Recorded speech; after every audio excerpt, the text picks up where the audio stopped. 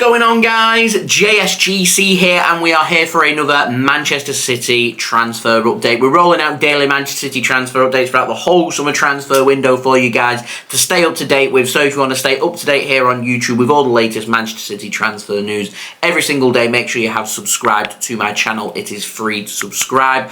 Also, don't forget social media links. They're in the description below and sliding across at the bottom of the screen. If you want to go and follow me on my Twitter and Instagram, email also in the description too if you want to hit me up for any sponsorships for any videos or any general business inquiries. Also, don't forget TikTok link in the description if you want to go and follow me on there. Do leave a thumbs up. 400 likes is the aim. And also don't forget as well to let me know your thoughts, what you make of these transfers in the comments below. So we're going to dive right in. We're going to start off with the out. And we've got an update on Tommy Doyle. It's been pretty quiet on Tommy Doyle. Isn't really getting a look in amongst the Manchester City first team. So I am expecting him in the next 12 days to leave Manchester City. More than likely it will be on loan. Alan Nixon says that Tommy Doyle joining Sheffield United, though that's very unlikely. Sheffield United have announced the signing of Tom Davies from Everton, and Sheffield United now are believed to be looking at other priority areas, not central midfield. And so with that, there is now some doubt about Tommy Doyle joining Sheffield United. Wolves and Celtic, they remain keen on signing Tommy Doyle though, so he still may get some Premier League action or a move north of the border to go and join the Scottish champions in Celtic. Remains to be seen what happens from there. Now, moving on, we've got the very latest on James McAtee. And speaking of Sheffield United and them being keen, I'm going to presume that they're now out of the race of signing James McAtee as well. Alan Nixon's reporting that Southampton are pushing really hard, trying to use their connections that they've got with Manchester City to try and bring James McAtee in on loan from Manchester City. Word from City is they're not that keen on sending him to the Championship again, though. They feel like he's done that. Worn the t-shirt. He's an excellent player. He needs a promotion. He needs to be playing Premier League football. And with that being said, Southampton this season cannot offer that to James McAtee. And if Southampton are that keen on signing McAtee, I've been telling them that they need to pay the price for him, not loan him. If you want him, sign him permanently. They're making a lot of money from player sales, so if they want James McAtee, spend some of that money, sign him. City can get in a good sell-on fee. They can get a good buyback clause included in there, because that's, to me, is the only way I can see that deal happening. In terms of a loan deal, if City are to loan McAtee away, which may not happen, and it may not happen because City are just that short in numbers when it comes to our first team squad, but if we are to loan him, to me, it needs to be either to a foreign team playing in a top division or to the Premier League, so he can have that promotion that he deserves, and he's getting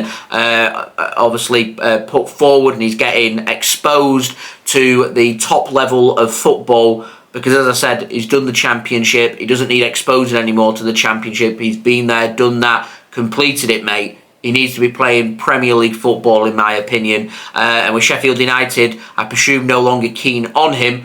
Where's that going to be? Very interesting. Two futures that need to be sorted by Man City in the next 12 days. Now, moving on, we've got the very latest on Cancelo, and I'm expecting Joao Cancelo to be the next Manchester City player to leave the club. Fabrizio Romano says that Cancelo is now very close to joining Barcelona on loan with an option to buy. I've heard rumours about how this deal's being proposed, and how it's all about how many minutes he's going to play for Barcelona, Barcelona's qualification into the Champions League, and how far they get into the Champions League after this option becoming mandatory. I've heard a loan fee is going to be paid. I'm going to presume it's going to be somewhere around the standard price that a class player like Cancelo would go for, which will be somewhere, I reckon, between £5 and £10 million.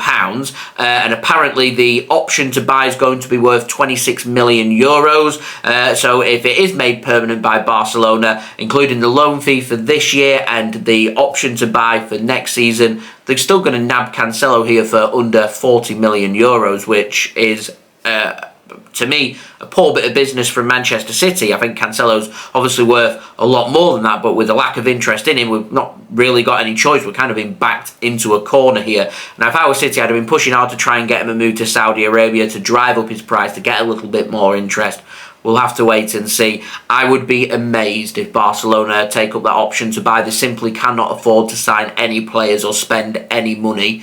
So I'd be amazed, and I wouldn't rule out if I think I've heard like 70-80% of minutes. If it ends up getting really close to that, I can see Barcelona just simply putting him on the bench and not giving him their minutes so they don't have to pay the price, which to me is where my concern and caution would be towards this deal and him joining Barcelona. But hey, Man City have got good relations with Barcelona. We've got former Barcelona chiefs in here and Manchester City, so obviously a couple of these deals are going to happen. We've seen it with Ferran Torres, we're getting it with Joao Cancelo.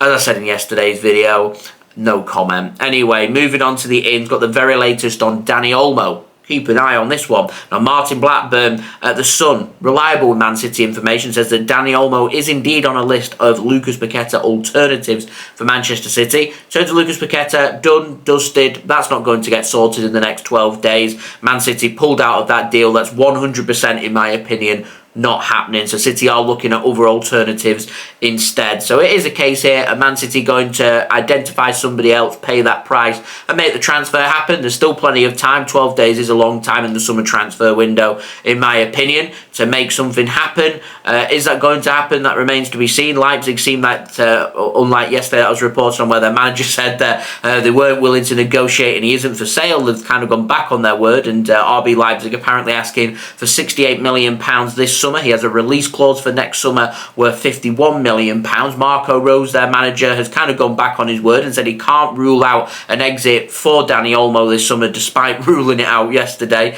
So I do wonder if that is indicating perhaps that Man City have been in touch with RB Leipzig when it comes to trying to sign Dani Olmo. £68 million is very affordable. I can see Man City wanting to spend a little bit more time to think about this and push this a little bit further. I have my doubts in the next 12 days as to whether City are going to spend near £70 million on a player that isn't Lucas Paqueta, because it does come across as you are option B, your option, your Manchester City's contingency, and it's a lot of money to be spending on a contingency. But we've had this before. We missed out on Kalidou Koulibaly. We went for a contingency. We spent a lot of money on Ruben Diaz, and he proved to be an outstanding success. The only thing I think here that Man City may just want to be cautious about is the fact that he's got a release clause next summer that's worth £51 million. That's a whole £17 million knocked off his value for next summer then to sign him this summer. So Man City have to weigh up, do they pay an extra £17 million and make it happen now or not? What's going to happen? What direction we're going to go under? That remains to be seen, but as I said, something to keep an eye on. I have my doubts about Man City making their move, but I could be wrong and they could well make their move as well. I'll keep my eyes and ears open on that one. Now, moving on to the final transfer, and I want to digest this one. Takes us on to an update on Bradley Barcola. Now, Alan Nixon has said that Man City are active when it comes to signing the 20-year-old attacker right winger from Lyon, Bradley Barcola. Very quick player, had a big breakthrough season last season, doesn't have too much experience.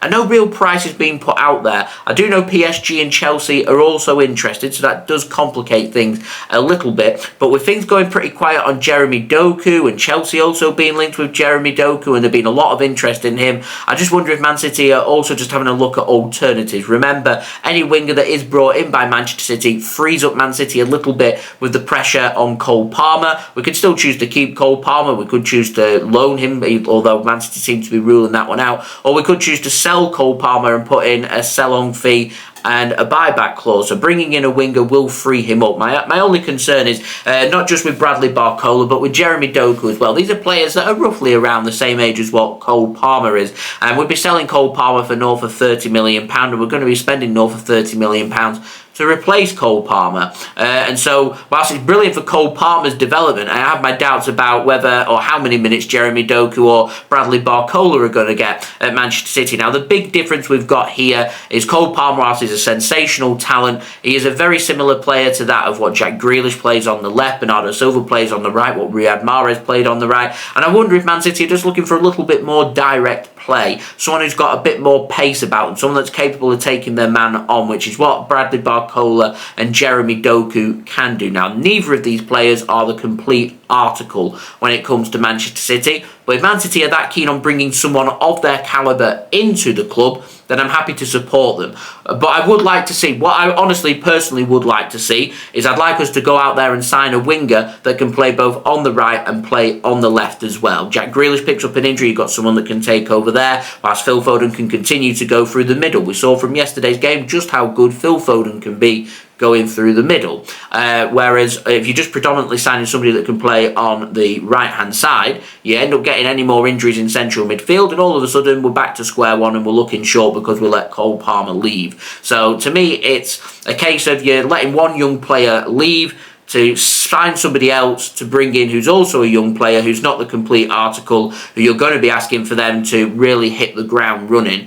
Cole Palmer knows Manchester City, he knows Pep Guardiola, he knows the coaches. While Marlilo's a huge fan of Cole Palmer, I would like to keep Cole Palmer at this club and still bring in a winger that can help cover both on the right and on the left, that'll ease the pressure that on Phil Foden and Bernardo Silva to allow them to go into central midfield, and allows us not to feel the burden as much when it comes to Kevin De Bruyne's injury, and us potentially panic buying when it comes to a central midfielder. As I said, if we do want Dani Olmo, then we could assess the situation again and go again in January when we've got a few more months of scouting knowledge under our belt. We've got a better idea of his price and what he's going to be valued at, and we can push from there, and you get a better indication of how De Bruyne is recovering from his injury as well, rather than just going out there spending £70 million on a player that necessarily might not be right for Manchester City. These are delicate days for Manchester City. 12 days to go in the window. We need some depth to our team. We need signings. In my opinion, I still think we're 3 players short when it comes to our squad. I'd be very surprised if Man City didn't sign anybody between now and transfer deadline day on September 1st. I do imagine that Man City will bring in, at the very minimum, 1 player. I think it's easier to sign a winger than it is a central midfielder. I still think there's time for Man City to get at least 2 signings done. A little bit more depth out wide and a little bit more depth through the middle, and we can assess the situation again with the young players like Tommy Doyle, Cole Palmer, James McAtee, Taylor Harwood-Bellis, the important priority players whose futures need to be sorted in the next 12 days by Manchester City. So still a long way to go in the window. It's getting very tense, very exciting. Also, quite a bit of panic going on out there. I'll keep you guys up to date, of course, every single day with all the latest Manchester City transfer news. So if you haven't already, please do subscribe to my channel. It is free. Also, don't forget social media links. They're in the description below and slanted across at the bottom of the screen. If you want to go and follow me on my Twitter and Instagram, email also in the description too if you want to hit me up for any sponsorships for any videos or any general business inquiry. Also, don't forget TikTok link in the description if you want to go and follow me on there. Leave your thoughts in the comments below of what you make of these transfers. Also, don't forget as well to leave a thumbs up. 400 likes is the aim, and I'll see you guys religiously again tomorrow for the next daily Manchester City transfer update. And at some point I will have my transfer show series that's running once a week at some point over the next 24 hours. Apologies that it's a little bit late, but it is coming for you guys. I'll have that hopefully scheduled out today, and it more than likely will be tomorrow afternoon sometime. So I'll see you then. So I've been JSGC. Thank you so much for watching. I hope everyone is safe and well. Peace. Ciao for now.